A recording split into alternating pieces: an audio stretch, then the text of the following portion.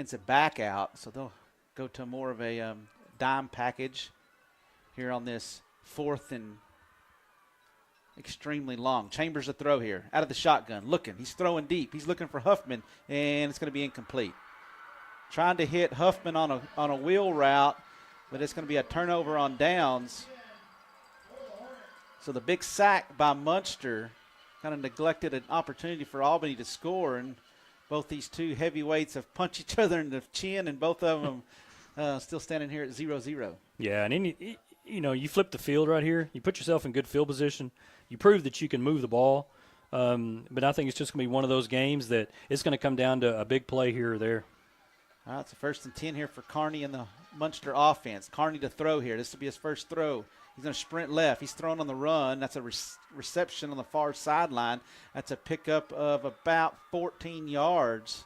Kind of a deep comeback route, and good throw there by Kearney as he hit Garrett Hess, the junior receiver. I think that's one thing you're going to see is maybe, they're going to run into that trip set, into the multiple receiver set, and then they're going to throw away from that because you pretty much have single coverage on the backside. When you roll your coverage to the field, so to speak, or to the wide side or to the multiple receiver set, it's one-on-one on the backside. 1st and 10 here, handoff Peel, and that's a good job there by Green, the defensive tackle. Getting after it up on top. But, yeah, the Jackson Shack at the right tackle, Zane Green at right defensive end played that really well. It's going to bring up 2nd and long, but it looks like our defense is staying the same. Our outside linebackers, Branson Beal and Braylon Billington. Coach Fuentes mixing up his coverages quite often. He lets the formation set and tries to call the defensive formation as quickly as he can.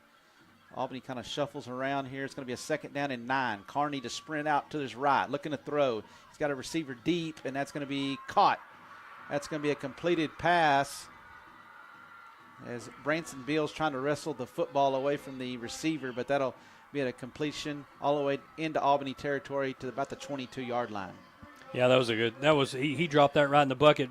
Branson was running and had underneath coverage and running with him, and he threw it right over the top of Branson. And Branson got his hands up, but it was great concentration by that number 25, the receiver. Good throw, good catch. So Kearney will send a receiver to each side here. 2 tight ends. It's going to be a quarterback run. And Kearney is going to pick up about 9 yards.